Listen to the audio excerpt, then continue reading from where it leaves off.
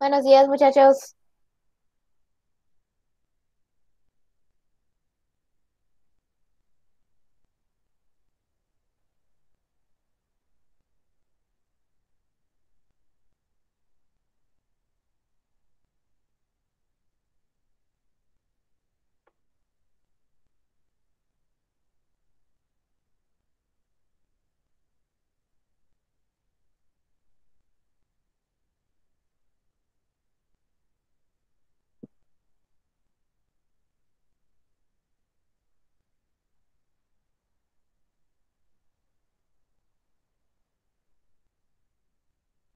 Buenos días, maestra.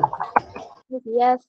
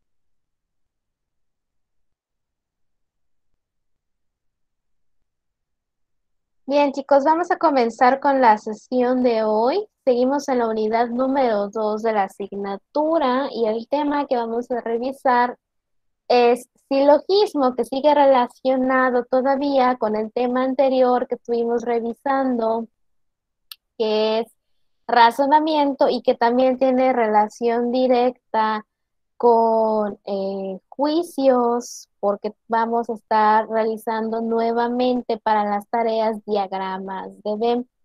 Entonces les pido por favor que presten mucha atención, no únicamente a los ejercicios, a los ejemplos que vamos a estar revisando, sino también vamos a checar las cosas más básicas para que puedan distinguir entre lo que es un silogismo y lo que no es, ya que hay otros ejemplos o escritos que son similares, a veces se podría prestar a mucha confusión. ¿Por qué digo que los silogismos están directamente relacionados con el tema de razonamientos? Porque los silogismos son en sí razonamientos. Recordemos que los razonamientos son una forma de pensamiento más compleja que los juicios y que los conceptos. Vimos que los razonamientos también pueden ser a su vez simples y complejos. Hay unos razonamientos simples que están relacionados, que están hechos únicamente por dos juicios, como por ejemplo decir todos los transportes tienen llantas, los coches tienen llantas.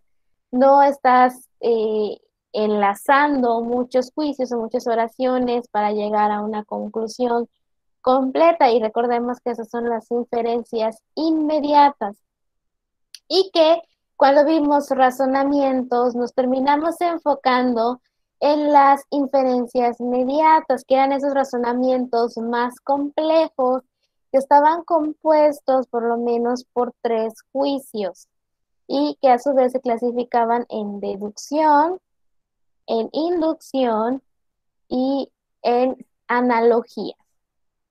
Ahora bien, ¿qué era un razonamiento deductivo o una deducción? ¿Quién se acuerda? ¿Cómo podrían definir o describir lo que es una deducción o un razonamiento que es deductivo? Damián, ¿qué es un razonamiento deductivo?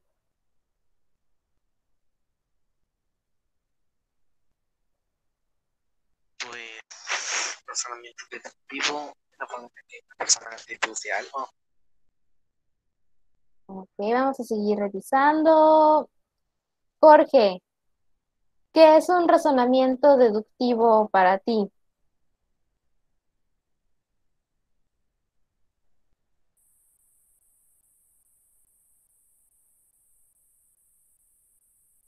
Ah, ok, Damián.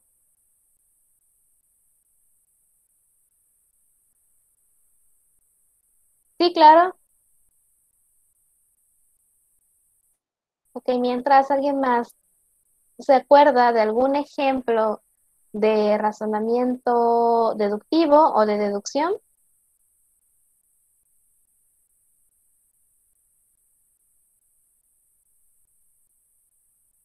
Ok, Jorge, bien, ok. Aquí cuando hablamos de conclusión, de entrada estamos enlazando directamente a lo que es un razonamiento. Un razonamiento es cuando utilizamos dos juicios, no siempre dos, pero en este caso vamos a estar revisando dos juicios que son información valiosa para nosotros para interpretar información y crear nuestras propias conclusiones. Pero eso es razonamiento en general.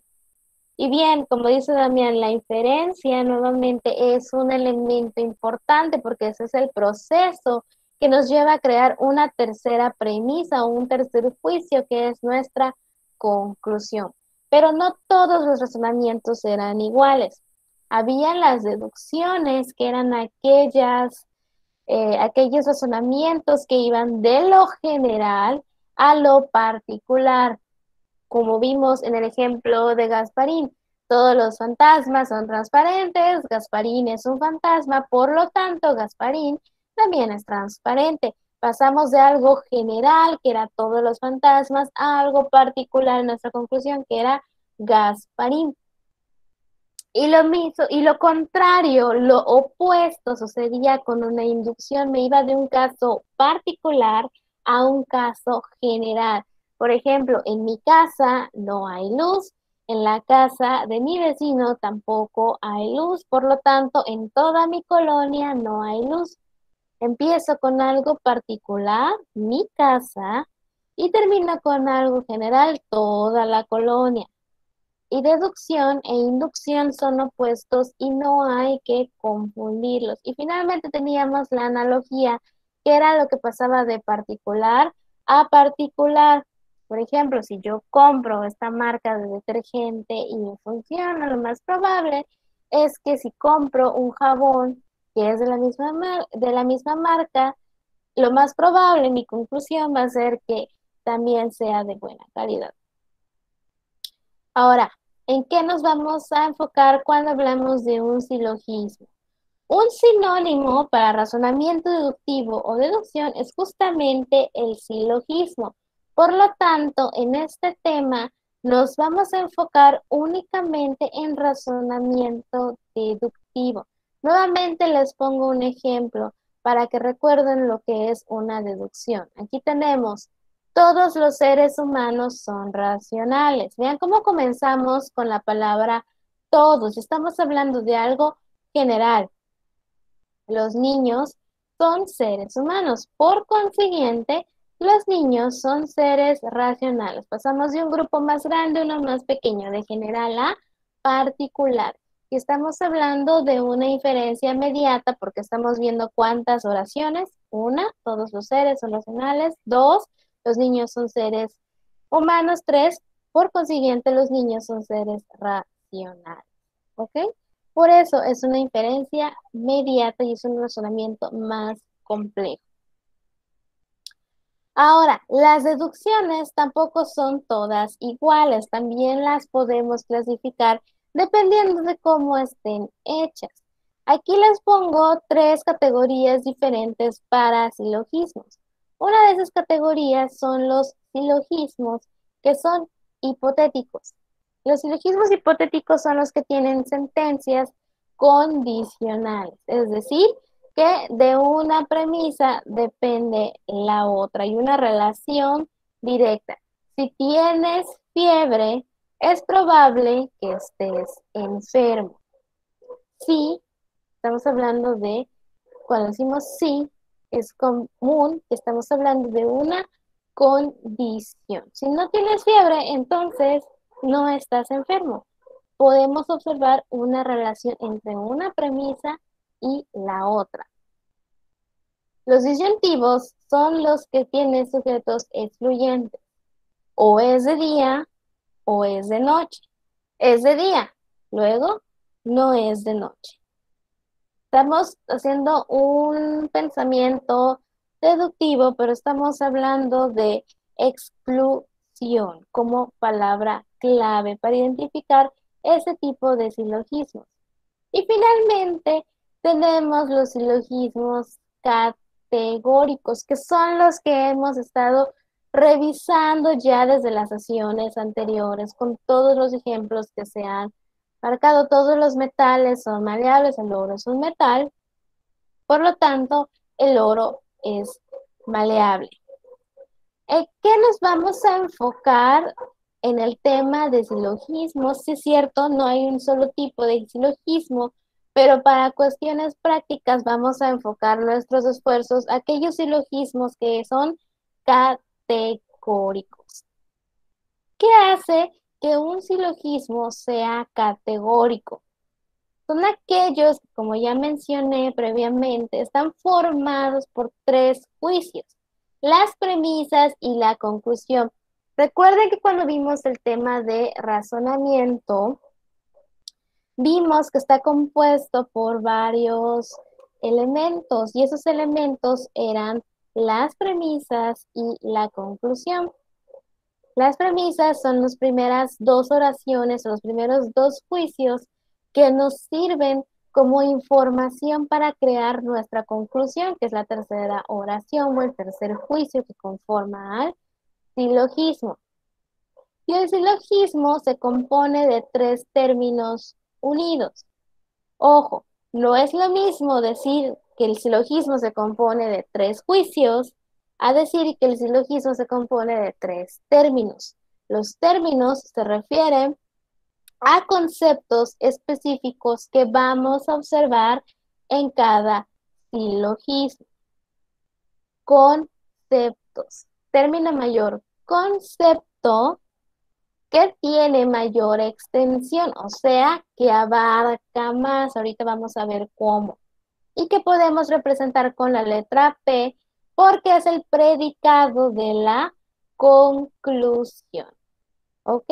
Va a aparecer dentro de nuestras primeras premisas, pero cuando hablamos de la tercera, el tercer juicio, nuestro término mayor termina siendo su predicado y por eso utilizamos la letra P. El término medio tiene una extensión mediana o intermedia, abarca menos con respecto a otros y se representa con la letra M. ese término nunca figurará en la conclusión, solamente en las premisas. Ahorita vamos a estudiar más a detalle esta cuestión del término medio, que es muy importante para categorizar figuras.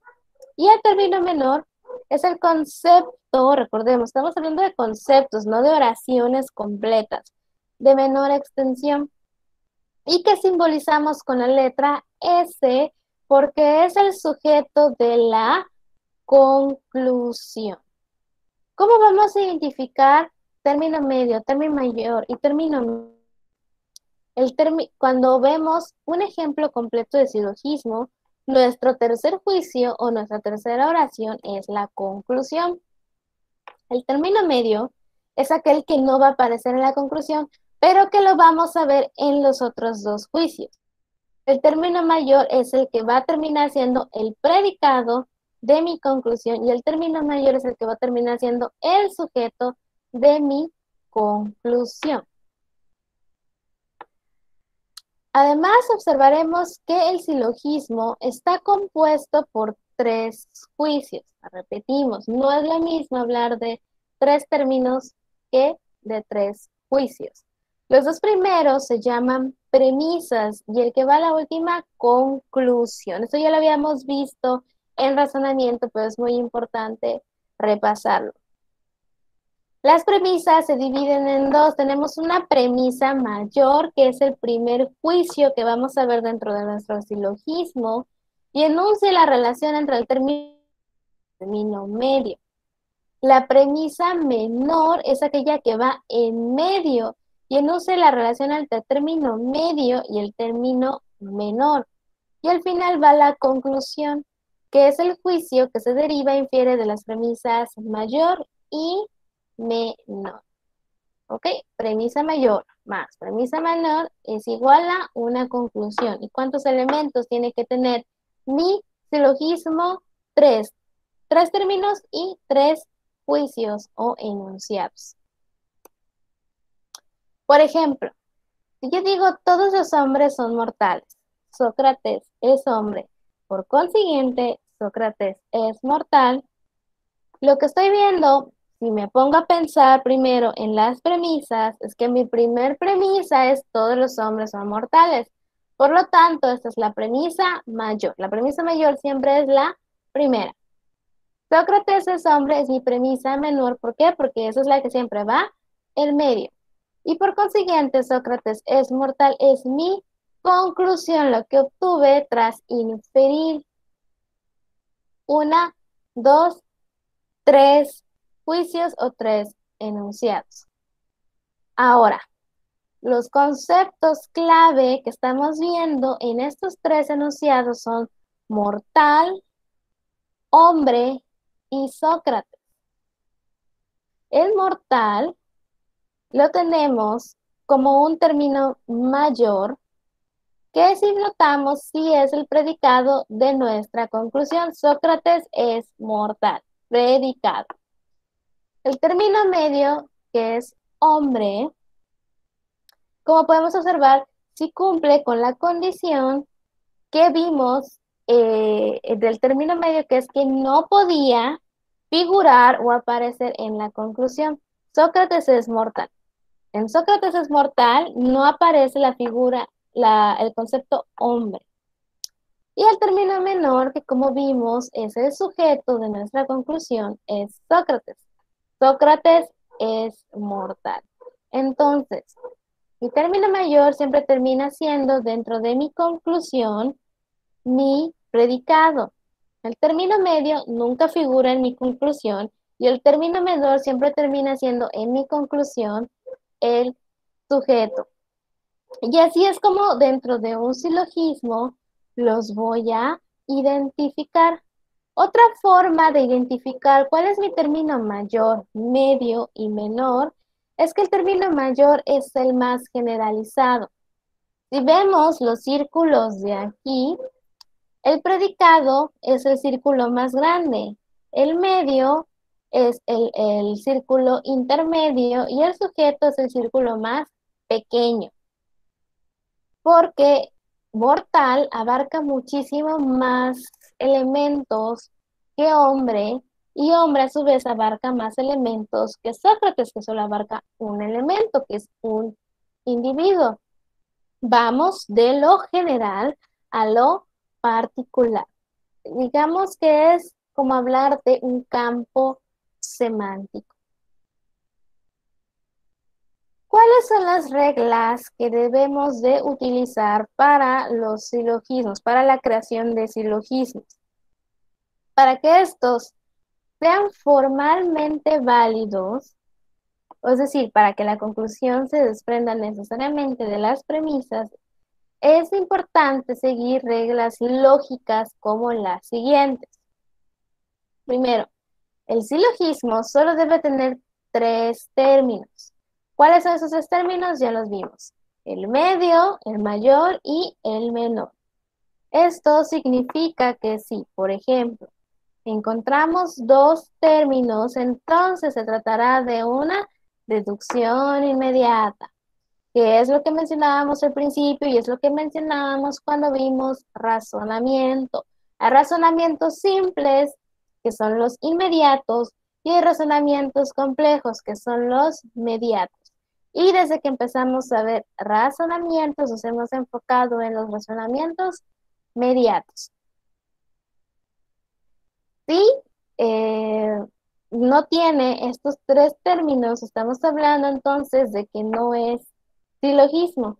Y si por otra parte consta de más de tres términos, ya no es silogismo tampoco.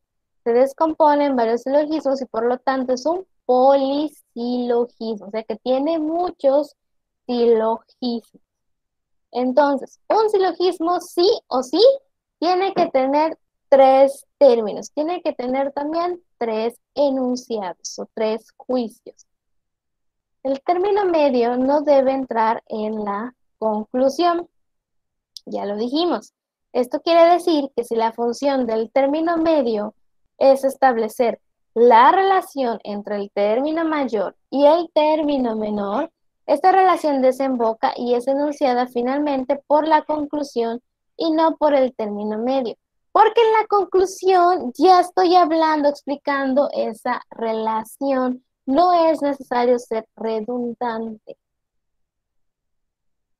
El término medio debe ser tomado por lo menos una sola vez en toda su extensión. ¿Qué quiere decir esto? Que de dos premisas particulares, por ejemplo, no podríamos sacar ninguna conclusión. ¿Por qué? Porque no estamos logrando enlazar nada. Si yo digo, algunos hombres son artistas y también digo, algunos hombres son mexicanos, no se puede concluir ni que los artistas son mexicanos, ni que los hombres mexicanos son artistas. ¿Cuál es la relación? Por eso necesitamos un enlace, que es este término medio, que es esta segunda premisa también. Los términos mayor y menor no deben ser tomados en la conclusión con mayor extensión que en las premisas. Si esto fuera así, sería un razonamiento inductivo, ¿ok? Un silogismo es únicamente un razonamiento deductivo, es decir, que va de lo general a lo particular. Y un razonamiento inductivo va de lo particular a lo general, y entonces ya no es un silogismo. Muy importante, no confundir otros tipos de razonamiento con este. Únicamente el razonamiento deductivo es un silogismo. De premisas afirmativas no se puede inferir una conclusión negativa. Si las premisas son afirmativas, los términos mayor y menor se relacionan positivamente con el término medio. Y si es así, hay una correspondencia. Entonces, no es lógico que la conclusión sea negativa. Ejemplo, si yo digo, las lluvias abundantes producen inundaciones, y luego comento, hoy llovió abundantemente, y finalizo con, luego no se produjeron inundaciones, ¿les hace sentido? ¿Les parece lógico que si llovió mucho no hayan inundaciones? No, ¿Por qué no? ¿Qué les suena raro?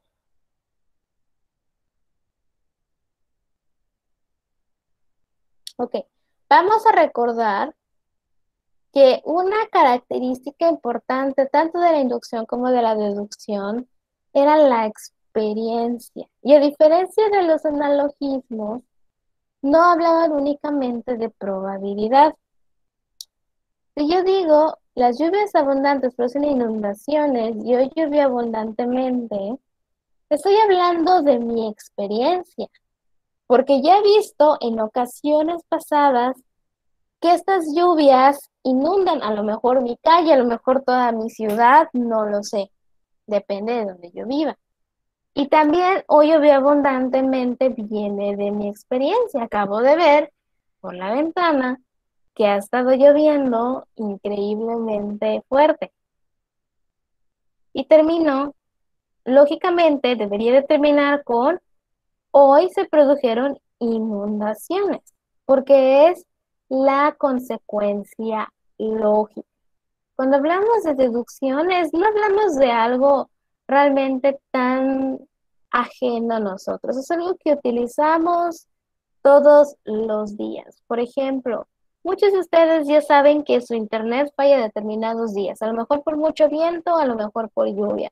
Y cuando ven esos días, lo primero que hacen, aunque todavía tengan internet, es avisarle a su tutor, pues avisarle a su maestro, ¿qué voy a hacer? No voy a poder asistir, a lo mejor me pierdo media clase. Ahí, sin darse cuenta, ya están haciendo una deducción. Por ejemplo, ¿cómo transportarían esta situación que viven ahorita en el día a día a una deducción como lo estamos viendo aquí? Todos los días que hay mucho viento, mi internet falla. Hoy hubo mucho viento, por lo tanto, hoy fallará mi internet. Eso es una deducción y es algo que utilizamos, aunque no de librito como lo estamos viendo aquí, pero lo utilizamos todos los días. Ahora, a partir de premisas negativas no podemos obtener conclusiones. Si ninguno de los términos se relaciona con el medio, no se podrá llegar a una conclusión.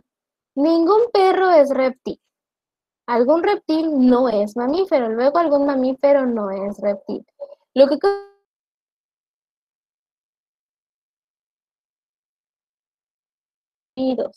porque no hay debe de repetir, por favor. consecuencia lógica. Sí. Si yo junto juicios que son negativos, no puedo obtener una conclusión. Aquí tengo dos juicios, dos premisas que son negativas, porque la primera dice ningún perro es reptil, negativa. Y la segunda dice algún reptil no es mamífero, también es negativa. Por lo tanto, no es lógico decir algún mamífero no es reptil. Necesito algo que me afirme, cuando menos una premisa que me ayude a afirmar algo para que yo pueda crear una conclusión. Aquí tengo información de lo que no es. ¿Cómo voy a decir lo que sí es si no lo sé, no lo conozco? Estaría inventando. Si yo digo algún mamífero no es reptil, estoy inventando. De dos premisas particulares tampoco se puede sacar una conclusión. Por ejemplo, algunos hombres son inteligentes, algunos hombres son filósofos. Aquí tampoco vemos realmente una conexión que nos haga generar nueva información. Si yo quisiera forzarlo, bien podría decir también, algunos filósofos son hombres o son inteligentes, pero lo que estoy diciendo ni es verdadero ni tiene sentido, ni tiene una secuencia lógica. Entonces, no nos sirve utilizar pura premisa negativa y tampoco nos sirve utilizar pura premisa particular. Y finalmente, la conclusión sigue la parte más débil de las premisas. ¿Cuáles son las partes más débiles de las premisas? Dentro del juicio negativo contra el afirmativo, la parte más débil es el negativo y el particular con respecto al universal. Conclusión. Resumen. Reglas de los silogismos relacionadas con los términos. El silogismo debe de contar con 3 términos, no menos, porque ya estamos hablando de un razonamiento inmediato, y no más, porque ya estamos hablando de un polisilogismo. El término medio jamás pasa a la conclusión. De los 3 términos que siempre vamos a encontrar en un silogismo, el único término que no vamos a ver en el tercer juicio es el medio. El término medio debe ser por lo menos una vez universal y ningún término debe tener mayor extensión que la conclusión, que en las premisas. De 2 premisas afirmativas no se obtiene una conclusión negativa, no tiene sentido. De 2 premisas negativas no puedo sacar una conclusión. De 2 premisas particulares tampoco puedo sacar de una conclusión, y la conclusión siempre sigue a la parte más débil. Ahora bien, esto fue con respecto a qué reglas hacen que un silogismo sí sea silogismo. Pero esto no quiere decir que todos los silogismos vayan a ser idénticos, como clones, que siempre tengan una estructura perfectamente idéntica. No funciona así. Lo que sucede con los silogismos es que puedo mover determinados elementos del lugar y mientras cumpla con ciertos requisitos, como ir de algo de general a particular, contar con mis 3 juicios, voy a estar hablando de un silogismo. Pero no todos son iguales. Y de esta combinación de formas que básicamente se forman con respecto a dónde se encuentra el término medio, que es la clave para identificar qué figura de silogismo estamos hablando, es que resultan las figuras. Vamos a encontrar 4 figuras diferentes con respecto a los silogismos. Primero, vamos a poner atención a este cuadrito blanco que estamos viendo aquí con M, con S y con P. Vamos a recordar primero que cuando vimos qué compone un silogismo, vimos los 3 términos, el mayor, el menor y el medio. Y dijimos que el mayor siempre iba a ser el predicado y que se iba a marcar con una P. ¿Por qué? Predicado porque en la conclusión siempre termina siendo el predicado. También dijimos que el medio siempre se va a marcar con una M, que es lo que vemos aquí, pero nunca va a aparecer en la conclusión. Y finalmente el término menor siempre se va a simbolizar con una S. ¿Por qué? Porque en mi conclusión siempre va a ser el sujeto.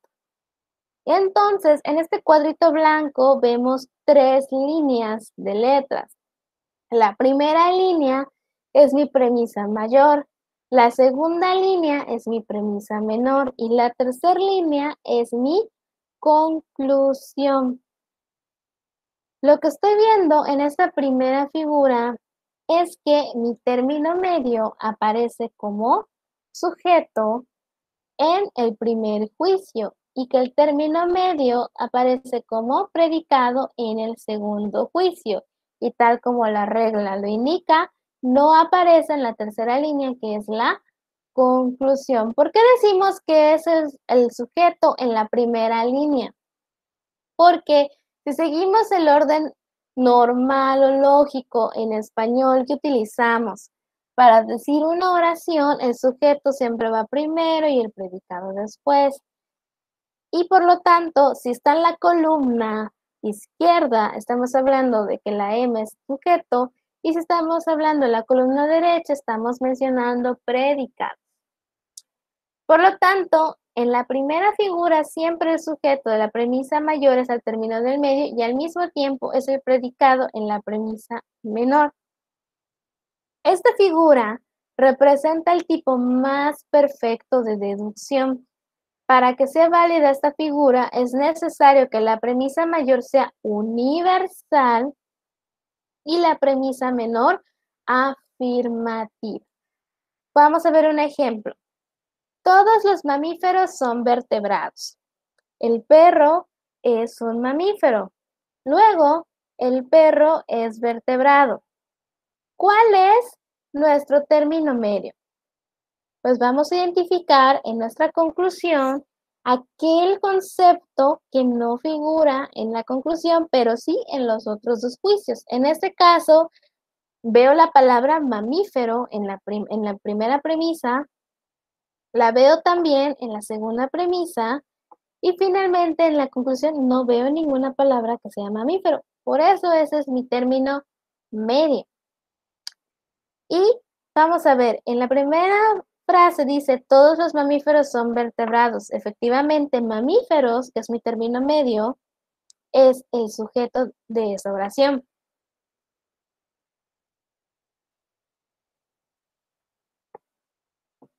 En la segunda oración, permítanme.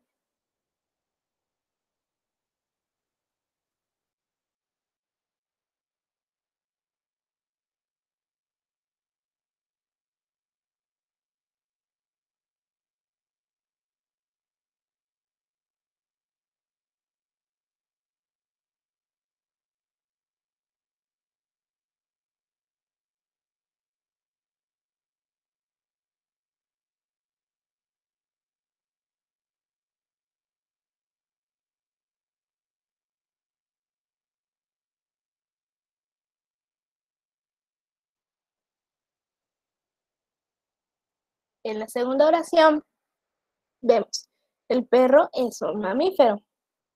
Por lo tanto, es el predicado porque es lo que se está diciendo del sujeto, que en este caso es perro. Y finalmente, nuevamente mencionamos que no aparece en la conclusión. Esa es la primera figura de silogismos. Figura número 2. Esta figura se representa así. Vemos primero una P y una M en el juicio número 1 o nuestra premisa mayor. Esto quiere decir, por lo tanto, que nuestro término medio en el primer juicio está actuando como predicado. En el segundo juicio, que es esta segunda línea, vemos una S y una M. Nuevamente estamos viendo que nuestro término de medio es el predicado. Y finalmente tenemos la tercera línea, que es la conclusión, y por lo tanto no hay una M o término medio. Entonces, ¿cuál va a ser una segunda figura? ¿Cuál es la condición de una segunda figura? Que tenemos dos términos medios como predicado. Ahora bien, también la premisa mayor debe de ser universal y en la segunda premisa, y una de las premisas tiene que ser negativa, puede ser cualquiera.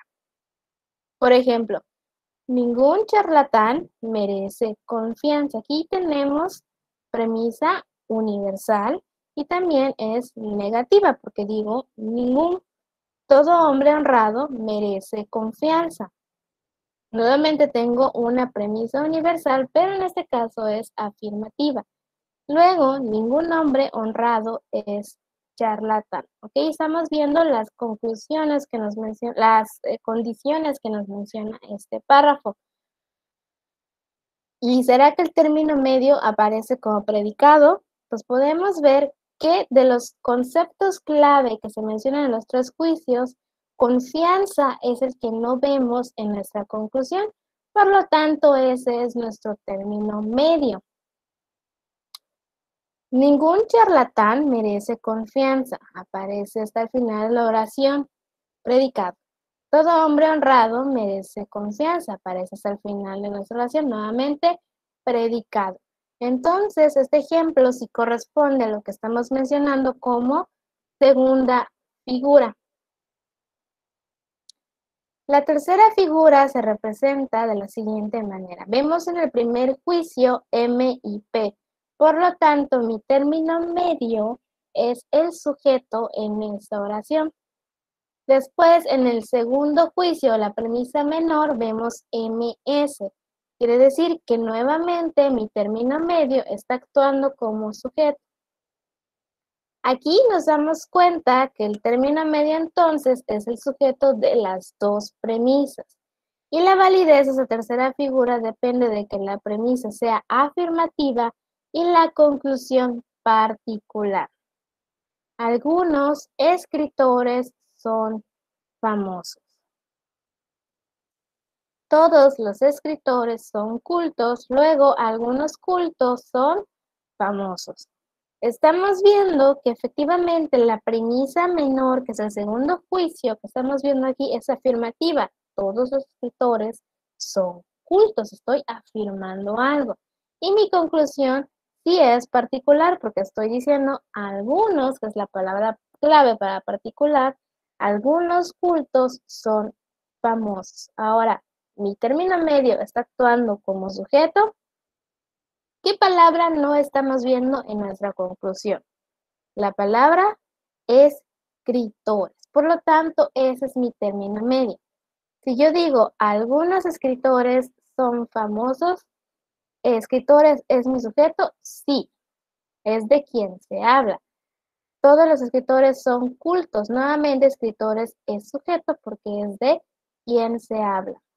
Entonces, aquí estamos efectivamente viendo un ejemplo de la tercera figura.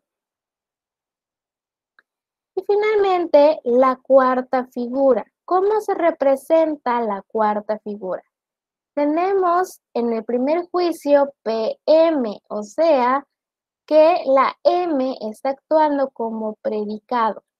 En el segundo juicio tenemos MS, o sea que el término medio está actuando como sujeto. Por lo tanto, significa que el término de medio es predicado en la premisa mayor y sujeto en la premisa menor.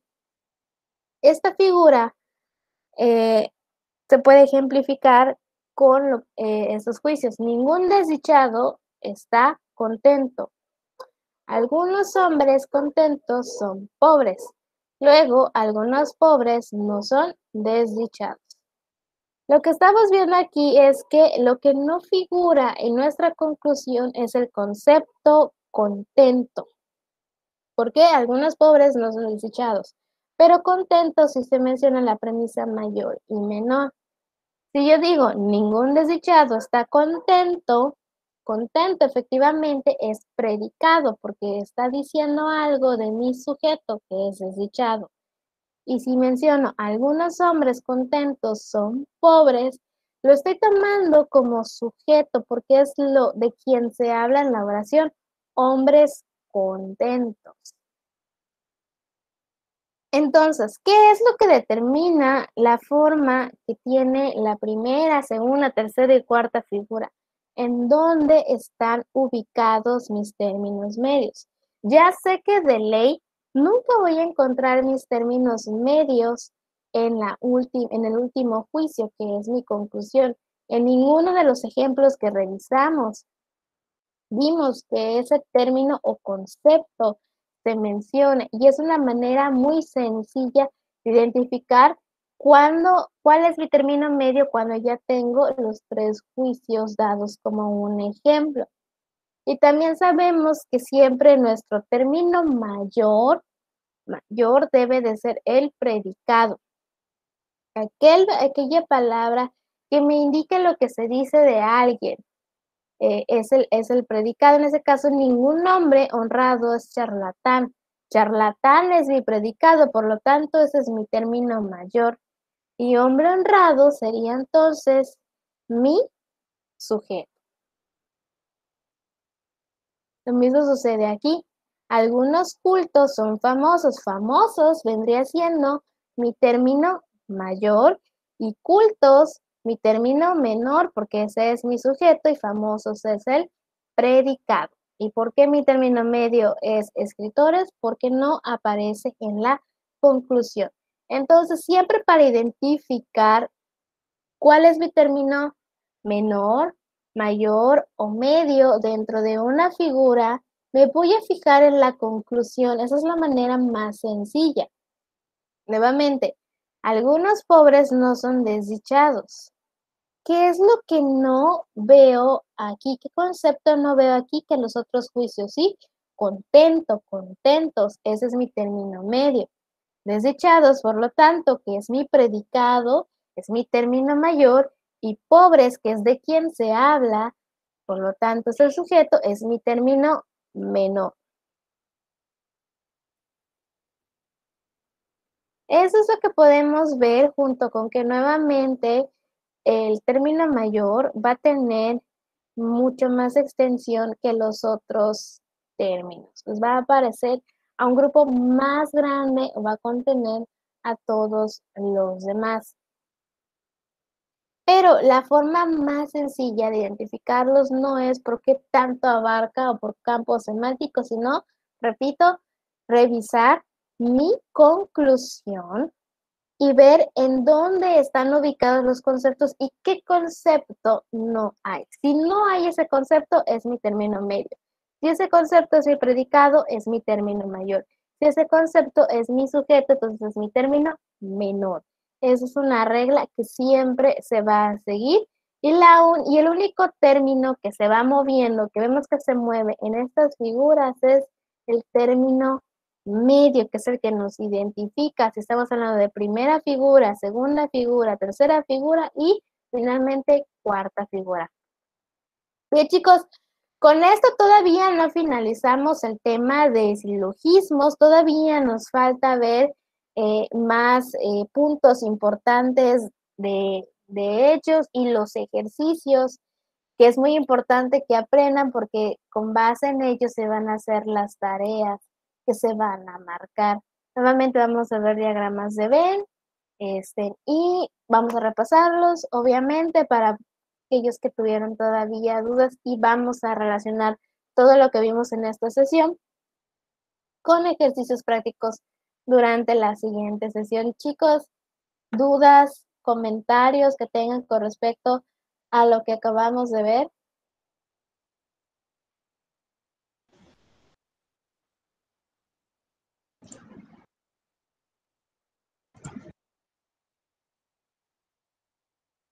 ¿Qué pasó, Alejandro? Creo que está fallando tu micrófono. No, no, no. No, no tengo dudas. Ok, chicos, si nadie tiene ninguna duda, comentario, pues ya con eso finalizamos la sesión de el día de hoy y retomamos nuevamente este tema en la siguiente sesión de pensamiento. Bien, chicos, pues si no hay comentarios, no hay dudas, pues ya se pueden ir desconectando. Bueno, maestra, gracias. Nos vemos, chicos, hasta luego.